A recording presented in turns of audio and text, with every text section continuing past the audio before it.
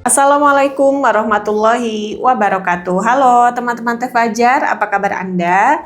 Salam rahayu bagi kita semua. Semoga kita selalu berada dalam lindungan Tuhan Yang Maha Esa. Selalu bersemangat dan tentunya selalu harmonis juga romantis bersama pasangan tercinta Anda. Teman-teman, seperti biasa pada kesempatan video kali ini, saya akan menjawab satu pertanyaan dari teman kita. Untuk teman-teman yang mau nanya, mau berbagi resep, mau curhat, boleh silakan. Teteh tunggu urut rembuk Anda pada kolom komentar. Kalau pengen lebih privasi, teman-teman bisa berkirim email. Sudah saya sertakan alamat email saya pada box deskripsi ya. Silahkan tengok di sana. Oke, teman-teman, tanpa berpanjang lebar akan langsung saya bacakan pertanyaannya untuk Anda ya. Ini hati-hati nih buat para suami. Ini kebetulan yang tanya suami ya. Kenapa ya setiap sudah jima dengan istri punya kita atau punya suaminya ya rudalnya suka gatal. Nah ini hati-hati ya.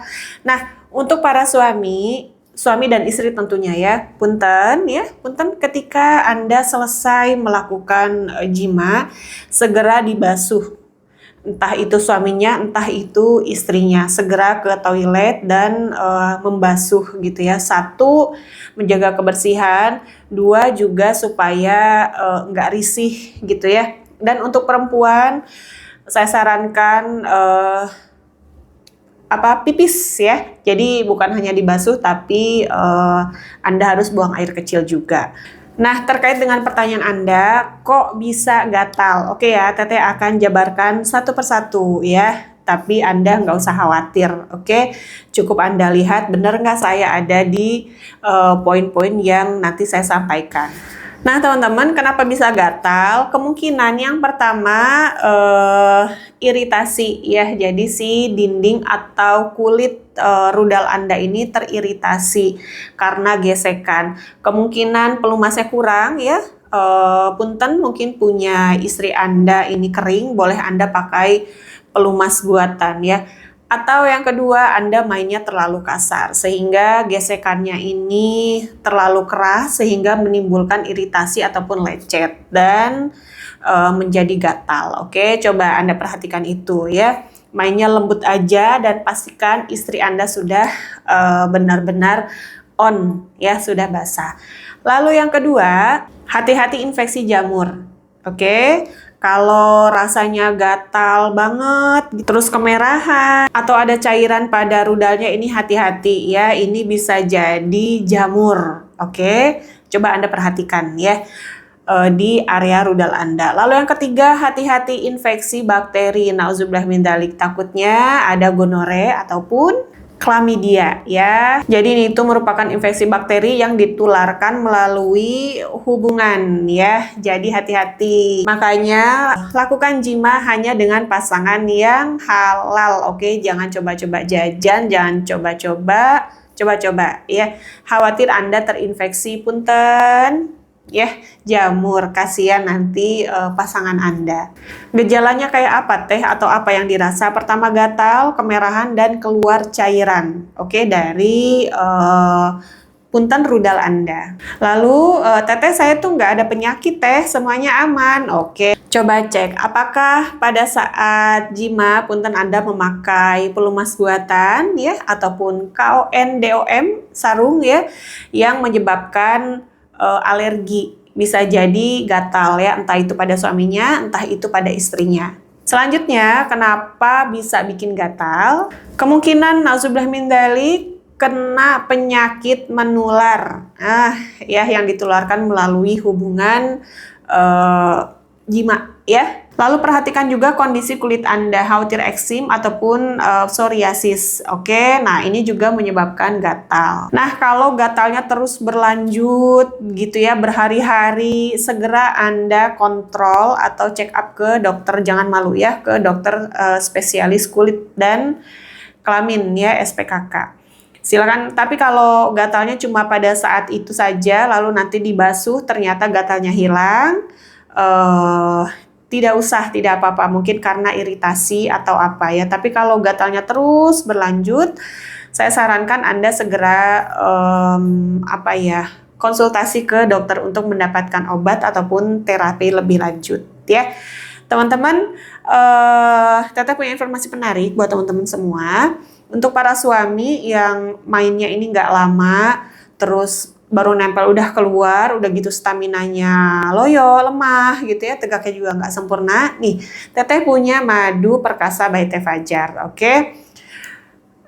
Madu ini mengandung beberapa rimpang pilihan ya, jadi madu, terus ada akar purwoceng, tribulus, pasak bumi, dan lain-lain ya.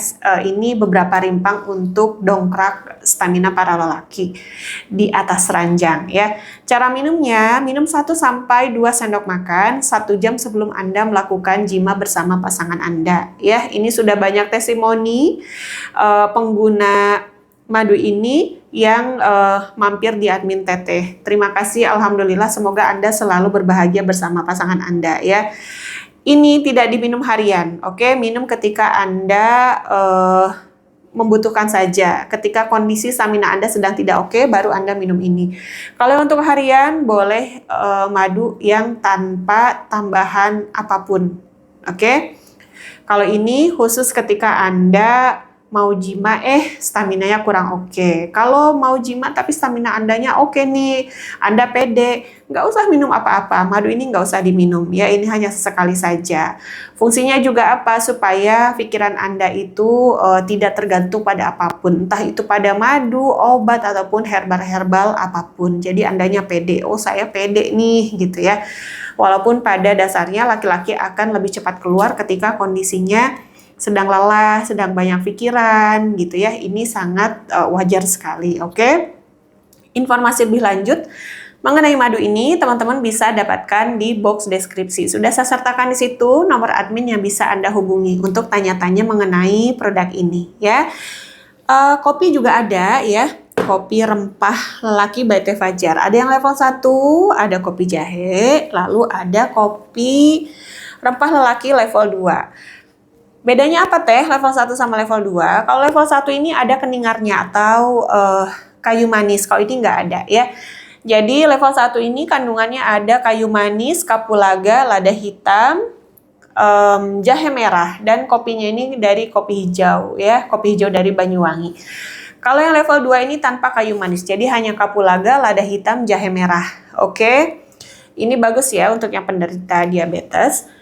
Lalu kopi jahe, ini hanya kopi dan jahe merah pilihan saja. Oke, ini kopinya kopi hijau dari Banyuwangi.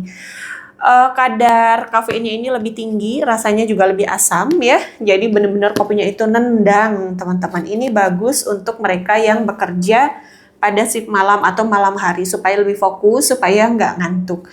Teteh untuk yang punya mah boleh minum, saya sarankan tidak ya. Atau kalau penasaran boleh dibikin encer tanpa gula dan ketika perut Anda sedang tidak kosong supaya asam lambung Anda tidak naik. Tapi bolehnya hanya kopi jahe saja kalau yang punya asam lambung ya.